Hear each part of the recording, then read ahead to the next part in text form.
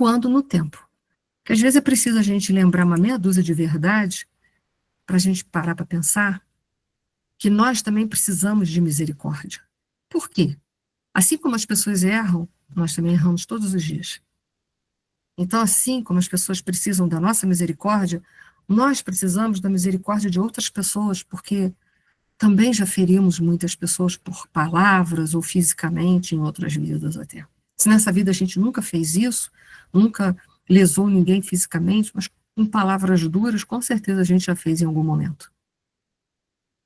E às vezes, há lesões que são muito mais profundas do que uma faca ou um projétil poderia provocar. As nossas palavras são muito mais poderosas do que, às vezes, armas de fogo ou armas brancas podem provocar. Então, a gente precisa parar para pensar que misericórdia todos nós precisamos. E, às vezes, recuar no tempo é bom para dar uma chamada na consciência, para a gente entender isso com profundidade. Então, vamos lá. Vamos tentar entrar nesse capítulo e ver essa.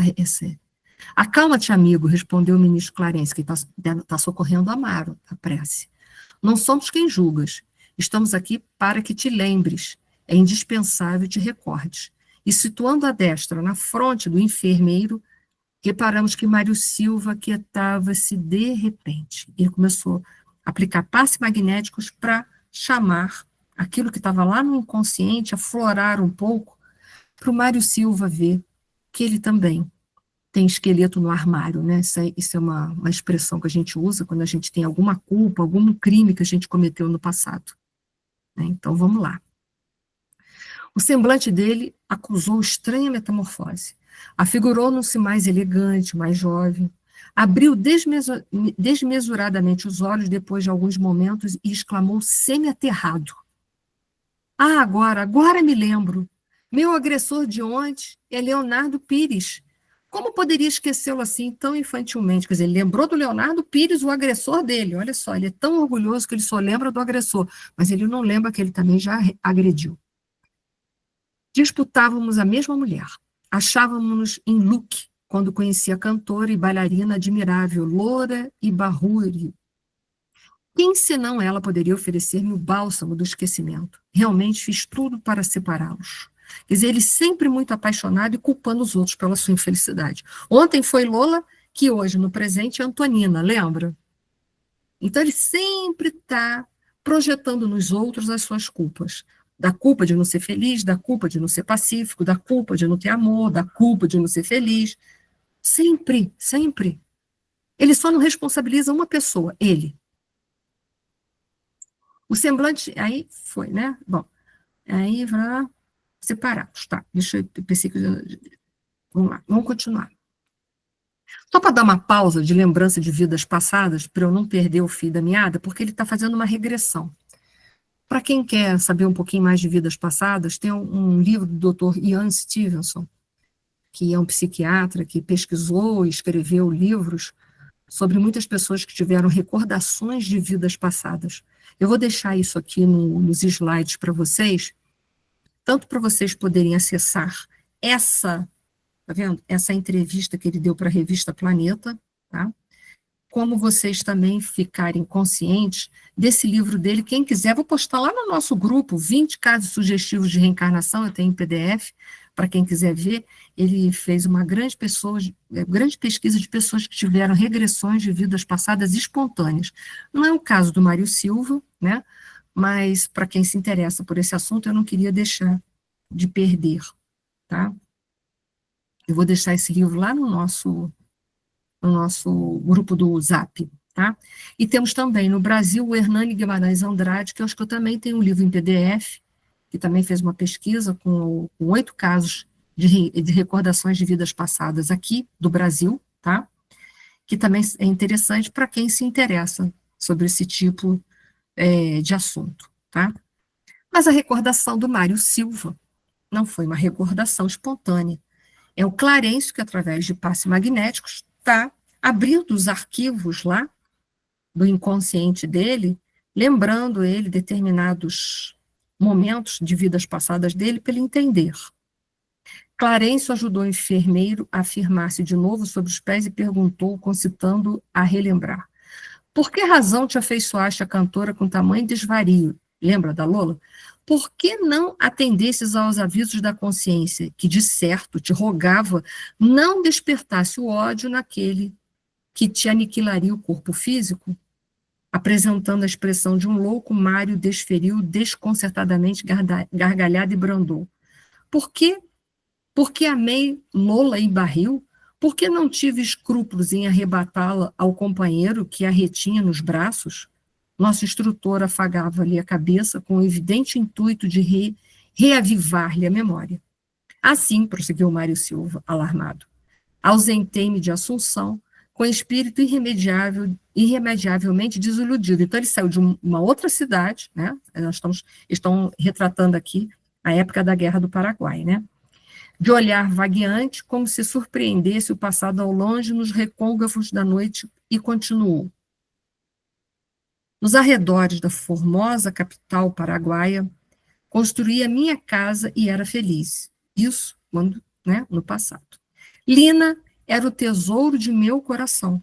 Então, o Mário Silva, no passado, era casado, né, que foram o Esteves, né, ele era casado com a Lina. Minha amiga e minha esposa, minha esperança e minha razão de ser, novamente projetando toda a felicidade dele na outra pessoa. Quando a gente projeta a nossa felicidade no outro, ou em alguma coisa, quando a gente perde essa alguma coisa ou outra, a nossa felicidade vai junto. A felicidade tem que ser uma conquista interna. O outro tem que ser só um plus na nossa vida, mas não um motivo da nossa felicidade. Descendente de uma das famílias de Mato Grosso, aprisionadas pelo inimigo na invasão de dezembro de 1864, encontrei-a sem parentes, asilada por respeitável família que a adotara por filho estremecido. Quando lhe fitava os olhos claros e doces, sentia-me transportado a céus imensos. Quer dizer, ele se apaixonou pela Lina. Era tudo o que a mocidade ideara de mais lindo para o meu coração. Vivíamos tranquilos, como duas aves entrelaçadas no mesmo ninho, quando tive a desgraça de levar o nosso templo doméstico 2 companheiros de trabalho e de ideal, Armando e Júlio. Então, Esteves tinha 2 companheiros de trabalho, o Armando e Júlio, naquela época, né, de 1864. E um belo dia ele resolveu levar os 2 companheiros na casa dele, já estava casado com a Lina. Agora vamos nos deter. Sim, seriam eles amigos ou abutres. Sei apenas que Lina e eles se fizeram íntimos em pouco tempo. Com a desculpa de aliviarem os sofrimentos da campanha, os 2 passaram a gastar em nosso pequeno santuário de Ventura todo o tempo que lhes era disponível. Descansava minha alma na confiança sincera até que um dia, né? Vamos lá.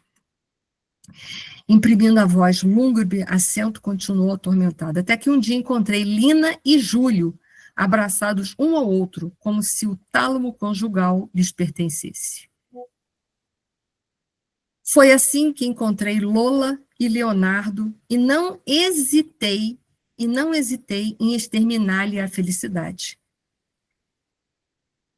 Então, até que um dia encontrei Lina e Júlio abraçados um ao outro, como se o tálamo conjugal lhes pertencesse. Foi assim que encontrei Lola e Leonardo e não hesitei em exterminar-lhes a felicidade. É muito difícil albergar respeito aos outros quando fomos pelos outros desrespeitados. Olha a justificativa. Eu só desrespeitei o Leonardo Pires, tentei tirar dele a Lola, porque um dia me tiraram a minha esposa. Isso se justifica? Olha os mecanismos de fuga no ego. Então, porque um dia alguém atraiçoou a gente tem o direito de atraiçoar a vida dos outros também? Tem, gente. Né? Mas ele estava se sentindo justificado. Eu só fiz isso porque fizeram comigo. Mas isso tira a responsabilidade dele do ato? Não. Né? Então, olha o mecanismo de fuga do ego. Ele se desculpando, tá vendo? Porque foi feito comigo, eu posso também fazer com os outros. É tipo assim, todo mundo faz errado na sociedade, eu também posso fazer? Justificativa falha. Né? Então, vamos lá. Vou montar. Lembra? Esteves, que é o atual Mário Silva, ele era ex-marido de Lina Flores. Lina Flores cometeu adultério. Mas quem é Lina Flores? Atualmente é a Zulmira. Olha só, é a Zulmira. Olha aí a gente montando a situação, né? Já vamos ver. Estamos começando a montar a situação. Vamos lá? Vamos seguir mais? Quem será o Júlio, hein? Vamos ver quem vai ser o Júlio? Para quem já leu, já sabe quem é o Júlio, né? Mas o drama vai mais longe. Vamos lá. E nunca recebeste notícia da esposa? Mário Silva conduzindo a personalidade de Esteves, né? Porque ele agora estava com recordações de vida passada pelo processo magnético do passe. Exibiu sarcástico sorriso e informou.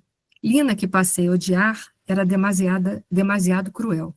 Achava-me não longe de Assunção, depois de 3 meses sobre a mágoa terrível que me fora sacada, quando vinha saber que Júlio fora igualmente escarnecido por ela.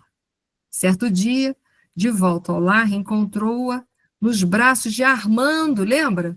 Júlio e Armando eram amigos do Esteves. Aí o Júlio, né, cometeu adultério, Mário Silva foi embora, e aí um belo dia, quando o Júlio está voltando para o lar, para ver a Lina Flores, encontra ela nos braços de Armando, o outro amigo que parecia consagrar no estima fraternal. Menos forte do que eu, Júlio esqueceu-se do revés com que me dilacerara semanas antes e, cego de absorvente afeição, ingeriu grande dose de corrosivo. Socorrido a tempo, na caserna, conseguiu sobreviver, mas incapaz de suportar os males corpóreos decorrentes da intoxicação, depois de alguns dias, embebedou-se deliberadamente e arrojou-se nas águas do Paraguai, aniquilando-se, enfim. Depois disso, nada mais soube. A morte aguardava-me em Piraju, o destino marcava-me impiedoso. Agora vocês já sabem quem foi Júlio. Quem foi Júlio? Era o enteado atual da Zulmira. Ninguém se encontra por acaso na vida. Isso que eu falei. Não adianta a gente empurrar aquilo que a gente não quer resolver. Porque a vida nos coloca diante daquilo que nós precisamos equacionar. Lembra que a gente falou no início da aula? Então, o Júlio era um menino que morreu afogado na praia. E a Zulmira é uma mulher cruel, né? Uma mulher enferma, melhor dizendo, né? Que, na verdade, só se aproveitava do coração dos homens para usufruir um curto período de tempo, depois descartava os homens. Quem será que é o Amaro? O Armando, aliás? Acabei de falar, né? Quem era o Armando. Vamos lá, vamos chegar. Acabei de me denunciar. Ato falho. Vamos lá, né? E aí a gente vai montar, né? Mário Silva, que era casado com Lina Flores, atual Zulmira, cometeu adultério tanto com Júlio quanto com Armando. Aqui é Armando, faltou um N, tá? Peço desculpas, né? E é preciso que esse trio se perdoe, vocês não concordam? É preciso que esse trio se perdoe. Por isso que eles estão se encontrando de novo. Por quê? Porque o perdão tem que vir. Mas a gente só conhece a pena de talião em pleno século XXI. Porque cada vez que, diante de uma ofensa recebida, a gente sente raiva e revida, a gente está vivendo olho por olho, não é a pena de talião? E Gandhi dizia, olho por olho o mundo acaba cego. Porque alguém tem que quebrar esse circuito de ódio. A pessoa, quanto mais fraca, menos ela perdoa. Gandhi dizia que o perdão é da característica das pessoas fortes, né? Então, precisamos ser fortes e rompermos com esse laço. Não é fácil romper com esse circuito, mas um dia após o outro, a gente pode, com dignidade, ir quebrando. Não é fácil, mas não é impossível. Mas esse trio está sendo chamado para se perdoar. E a gente vai ver isso até o final do livro. Instruindo-nos, cuidadoso, Clarencio falou rápido. Não precisei despender grande esforço para que a memória do Amário tornasse ao pretérito. Tornasse, né, voltasse do pretérito. O sofrimento reparador, porque Amário era um homem que já buscava aceitação e resignação, né, diferente do Mário Silva. O sofrimento reparador conferiu-lhe à mente a acessibilidade de recursos novos. Bastou-me tocá-lo de leve para que aproveitasse a digressão do antigo companheiro, recuperando as recordações da época em estudo. E aí, deixa eu só voltar aqui um pouquinho, que eu acho que hoje a gente não vai conseguir falar desse assunto. Vou só deixar esse slide. O Amaro, logo, logo voltou a lembrança de que ele fora o Armando. E não era à toa que ele estava ali naquele contexto de sofrimento, num casamento difícil, um casamento expiatório. Não era à toa que ele estava ali naquele momento, vivendo aquela situação. Né? Porque Zulmira depois ficou com o Armando, que hoje é o atual Amaro. E o Mário Silva, que no passado, né, foi o seu esposo, ele não se conforma que a Lina nunca, nem quando ela era a Lina, ela amou ele.